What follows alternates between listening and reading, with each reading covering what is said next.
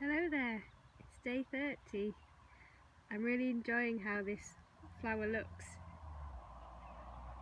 in shadow form. Sort of looks like it's coming to life a bit like a character with whiskers. I wonder if you can guess what type of flower this is.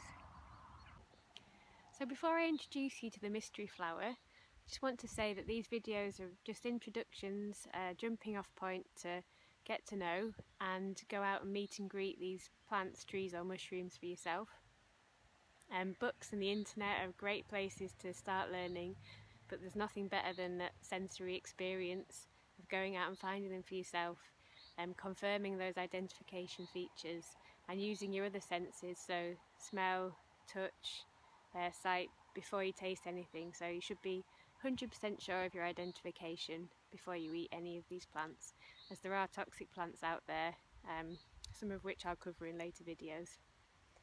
Okay, so the flower that was casting the shadow is the flower of Ribwort Plantain. You can see all these little seeds popping out, and that was the kind of whisker effect on the shadow. So I'll show you some examples of Ribwort Plantain growing in the grass here.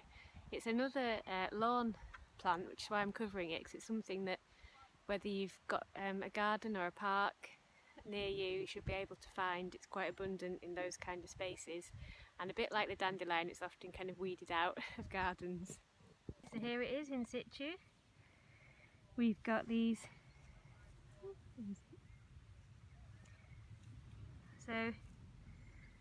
leafless flower stems with this brown flower head, and then all the little seeds coming out white at a later stage. And the leaves are long, slightly oval, and the main identification feature, as well as the shape of the leaf, are these ribs. So you've got 1, 2, 3, 4, 5 ribs running almost parallel down the leaf. And I like to think of this a bit like a cello or a guitar, so a bit like instrument strings running down the plant. And you can see the colour there changing from that sort of dark green to a vibrant green as the sun shines through it. So this is a good sensory way to get to know this plant. You can actually peel the strings away from those ribs, so you could try that as well. See how far you can get before it snaps.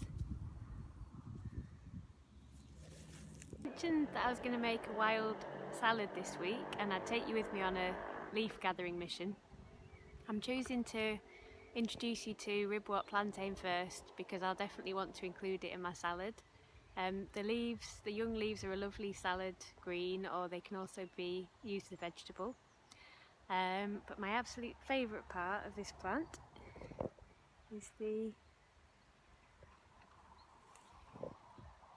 flower head. So this is before the seeds have popped out. You've got this kind of brown flower bud, and it's got a very unlikely flavour, which is of mushroom. So it's a wonderful substitute if you like raw mushroom, or if you don't like the texture of mushrooms but you like the taste. This is a great alternative. So this part, I don't know why it's mushroomy, but it definitely is. And I love mushrooms, so that's very tasty. And I was hoping to find some St. George's mushrooms today, since it's St. George's Day, but there don't seem to be any growing in my immediate vicinity, so this will do as a nice substitute. You can also eat the seeds of this plant, and they can be ground into flour. They've also got like a nutty flavour, so there's lots of different uses, and medicinal uses for this plant as well are various. Apparently they can have a slight laxative effect if you eat too many, so just be aware of that.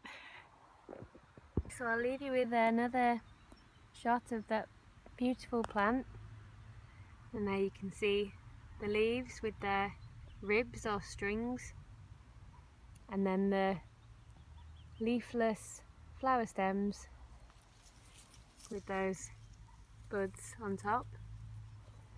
And I hope you'll enjoy going out and meeting, greeting, getting to know this plant.